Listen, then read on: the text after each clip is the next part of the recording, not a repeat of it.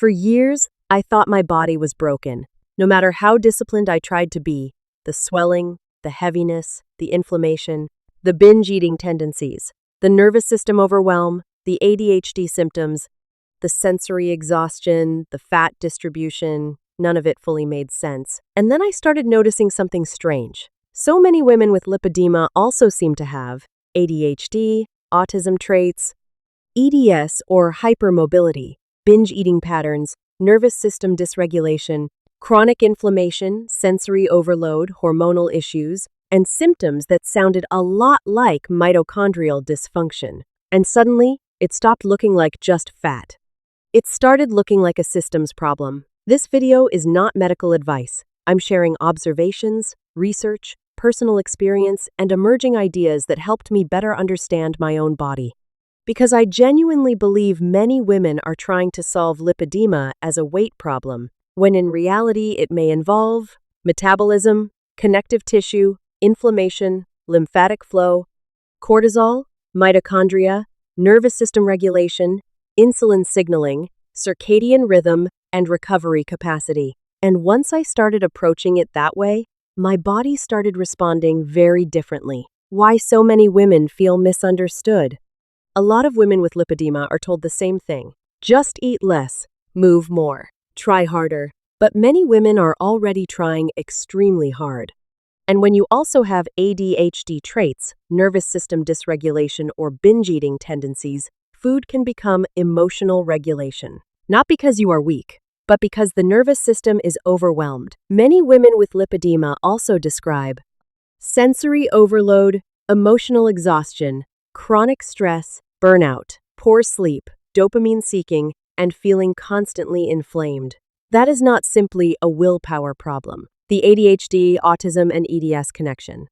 I started noticing something fascinating. A huge number of women in lipedema communities also seem to report ADHD, autism traits, hypermobility, joint instability, and EDS-like symptoms. Researchers are beginning to explore possible overlaps between connective tissue disorders, neurodivergence, inflammation, and metabolic dysfunction. And honestly, the patterns are hard to ignore. EDS affects collagen and connective tissue integrity. Hypermobility often comes with nervous system sensitivity.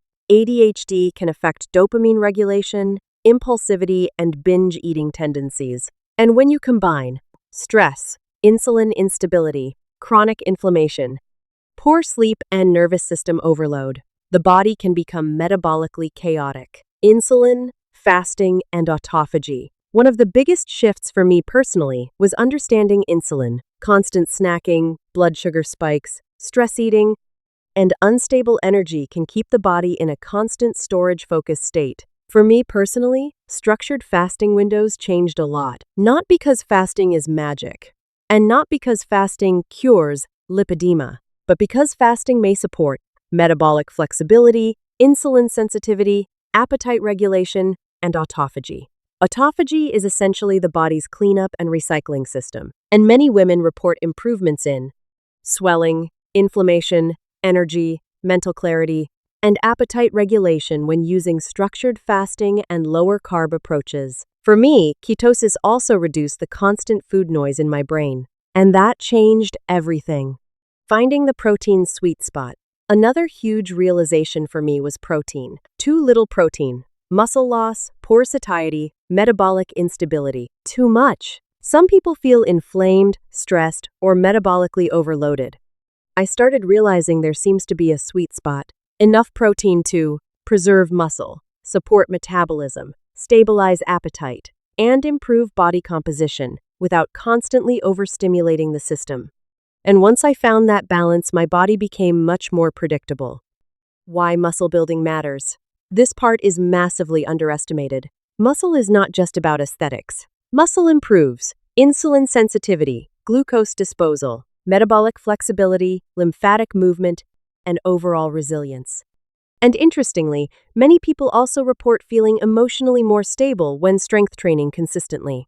Some researchers and therapists believe physical movement may help regulate stored stress patterns in the nervous system. Not because exercise magically heals trauma, but because the nervous system and body are deeply connected. For me personally, strength training changed not only my body, but also my relationship with my body. Sunlight, mitochondria, and circadian rhythm. Then I fell into another rabbit hole: light exposure and mitochondria. Researchers and doctors have discussed how circadian rhythm, sunlight, mitochondrial health, inflammation, and metabolic function may all be more connected than we realize. And honestly, modern life is incredibly disconnected from natural light. Artificial indoor lighting, screens at night, poor sleep, constant stress, and lack of sunlight can all affect cortisol timing, energy production, sleep quality, and recovery. And this becomes especially relevant in countries like Germany, where for large parts of the year, UVB exposure outdoors is extremely limited or almost non-existent. That means many people spend months with very little natural vitamin D production, very little infrared exposure, and far less biologically meaningful sunlight than the human body evolved with. For me personally, improving my light environment became part of improving my recovery environment. Morning sunlight, better sleep timing, red light exposure, and targeted light therapy became tools that helped support my overall system. One company I personally started experimenting with is Mitochondrial. https://www.mitolight.com/. Their systems use red light and near-infrared wavelengths, which many people consider one of the closest artificial approximations to the regenerative infrared components of natural sunlight currently available indoors. I personally use the Mitochondrial biohacker system as part of my own routines. If you want to check them out, you can use my discount code, ALANOCCULTA, for a discount on their website. And no, I do not believe red light replaces real sunlight.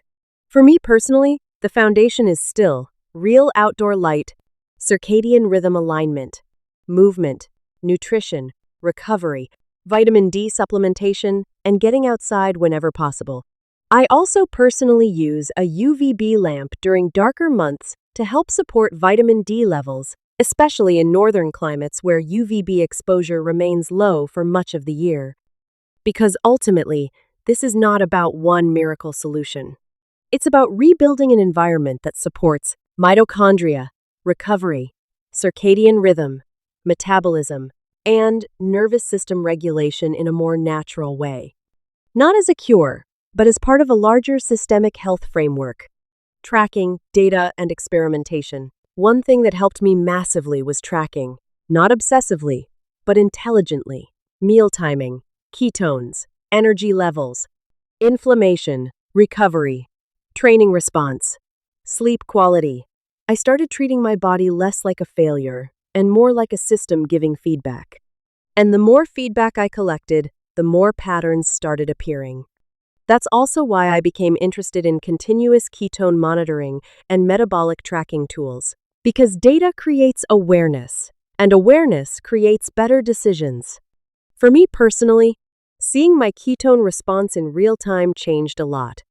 I could suddenly see how fasting affected me, how different foods affected me, how stress affected me, and how stable or unstable my metabolism actually was throughout the day. That's why I personally use the Cibio Continuous Ketone Monitor. https://www.cibiosensor.com/ALANOCCULTA. Unlike single finger prick measurements, continuous monitoring gives a much bigger picture of what is happening metabolically over time. And honestly, for people experimenting with ketosis, fasting, metabolic flexibility, inflammation reduction, or structured low-carb approaches, that kind of feedback can be incredibly useful. That's also why I became interested in continuous ketone monitoring and metabolic tracking tools. Because data creates awareness, and awareness creates better decisions. Final thoughts. Maybe lipedema isn't a personal failure. Maybe many women were never given the full picture. Maybe this is not about trying harder. Maybe it's about finally understanding the system you're working with. And honestly, that realization alone removes so much shame. I'm still learning, still experimenting, still tracking, still evolving. But I genuinely believe the future of health will move away from isolated symptoms and toward understanding how metabolism, nervous system regulation, inflammation, connective tissue, mitochondria, circadian rhythm, and environment all interact together. And if even one woman watches this video and finally feels understood for the first time, then this video was worth making. Disclaimer: this video discusses personal experiences, emerging research, observed patterns, and theoretical connections.